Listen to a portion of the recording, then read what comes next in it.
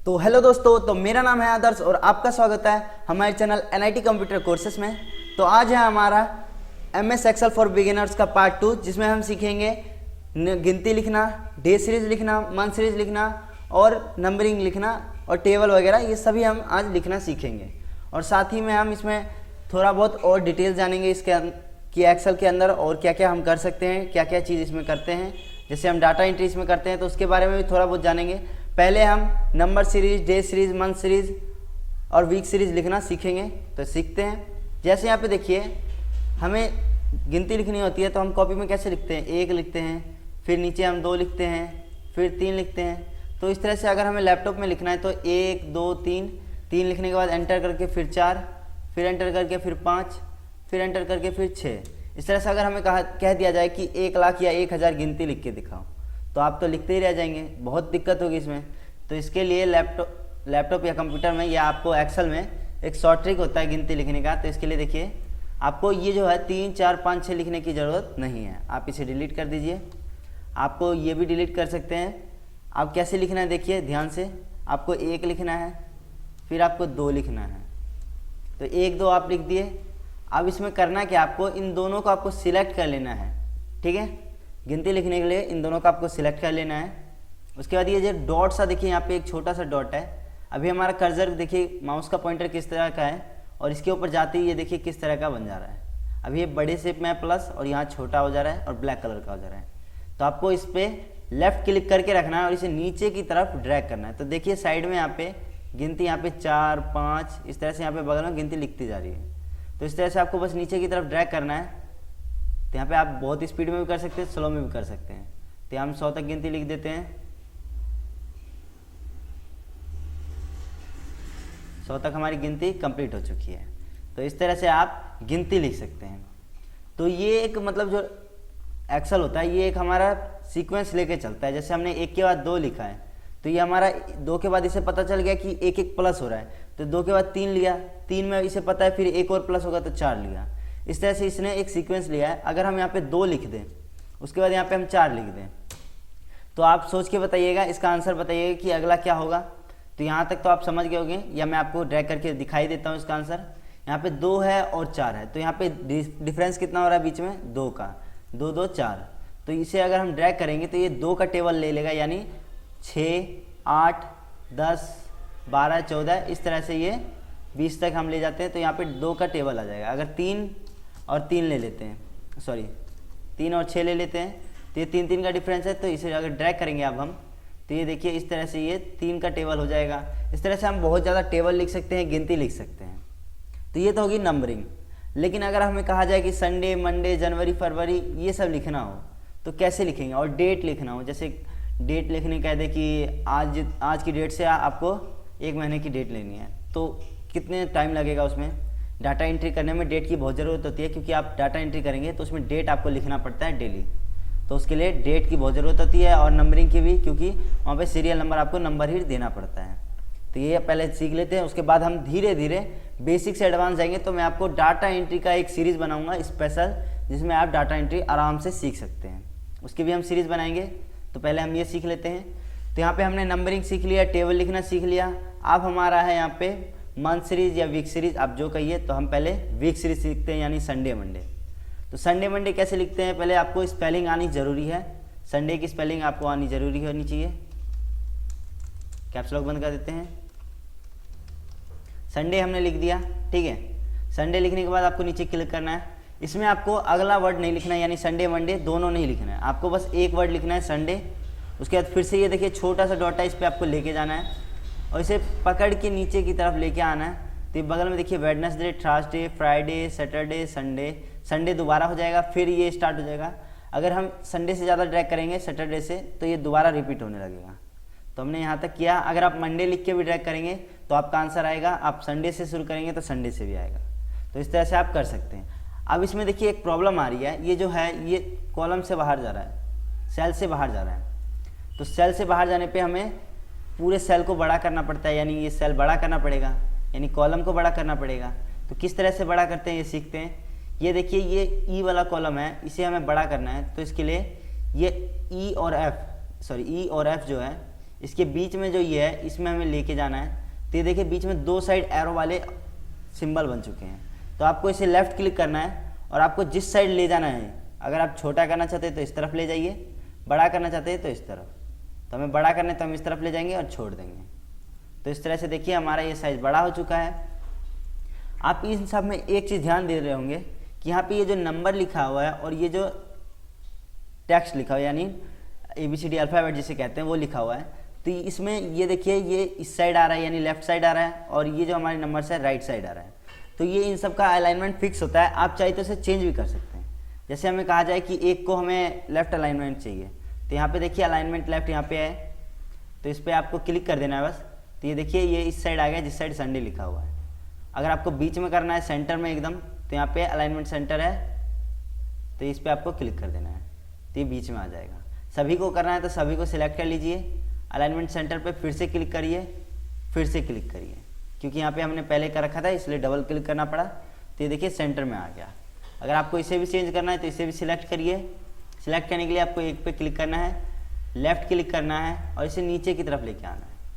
उसके बाद यहाँ पे आपको सेंटर कर देना है, तो ये बीच में आ जाएगा। तो इस तरह से आप गिनती लिख सकते हैं, इसे सेंटर में कर सकते हैं, कॉलम का साइज़ बड़ा कर सकते हैं।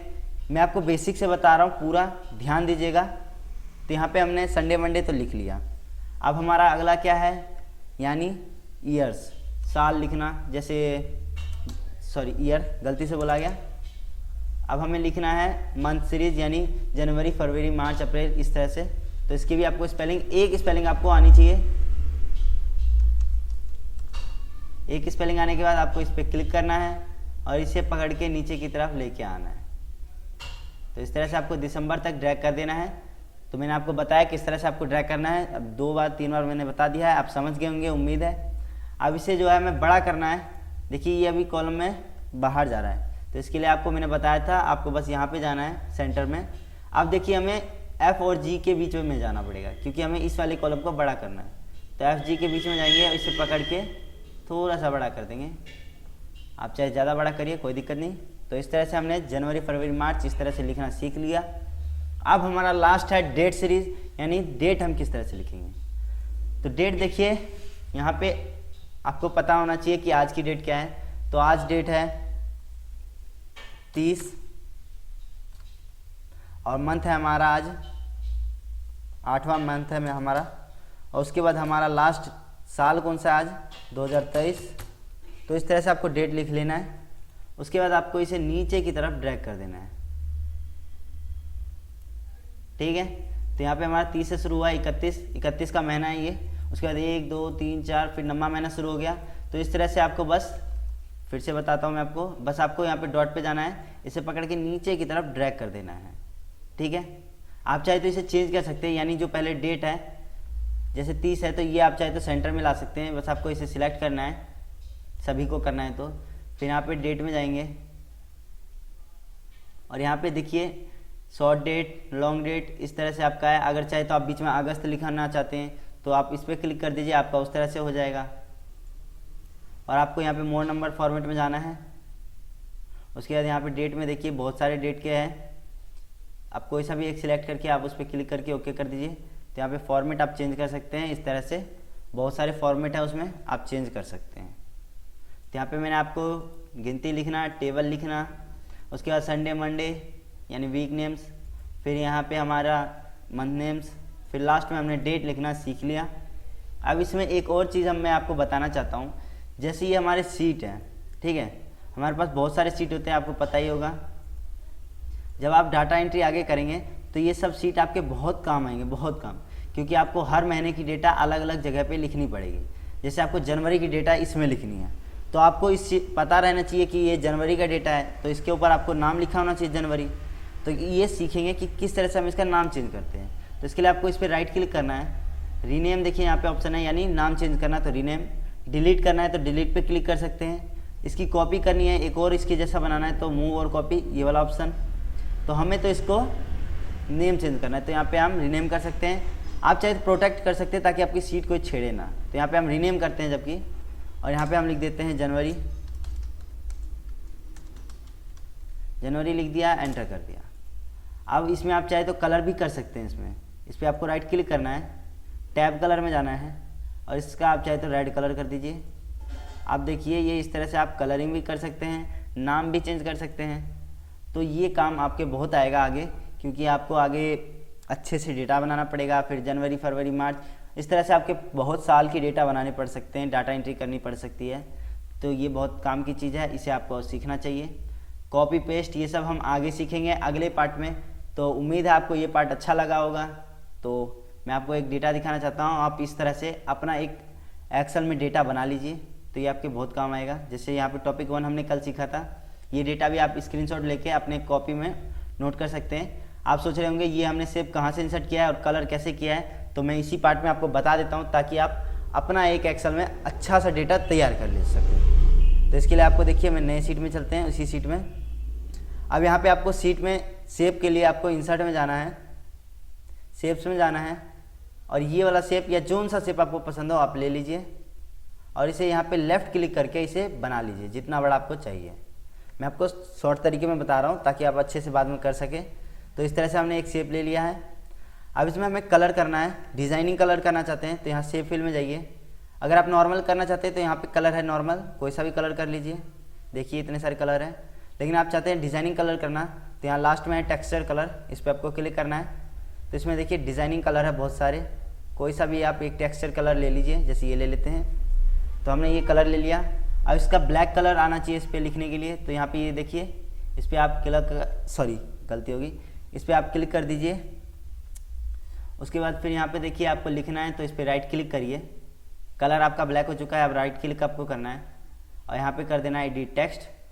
और इसमें आप लिख सकते हैं, जैसे आप देखिए यहाँ पे ये हमारा यहाँ से लिखा रहा है, यहाँ पर से आपको बीच से लिखना है। आप चाहे तो वाइट कलर करना चाहते हैं तो वाइट कर लीजिए, क्योंकि ग्रीन पे वाइट अच्छा लगेगा। और इसे बड़ा करना चाहते हैं तो होम में जाइए, साइज इसका बड़ा कर लीजिए। बीच में करना चाहते हैं तो बीच में करने के लिए यहाँ देखिए ये ऑप्शन है आपका अलाइनमेंट सेंटर कर लीजिए। अब मिडल करना चाहते हैं यानी बीच में एकदम, तो यहाँ पे मिडल कर लीजिए। अब यहाँ पे लिखना चाहते हैं आप जैसे डेटा का जो भी नाम हो आपका, मैं आपको डेटा दिखा दूँगा, आप उस तरह से लिख दीजिए। जैसे हम यहाँ पे फिल द डे सीरीज़, उसके बाद fill the month series,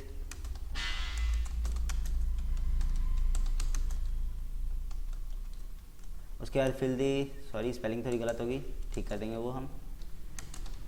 fill the week series, उसके बाद फिर यहाँ पे आप लिख सकते हैं फिल दी डेट सीरीज।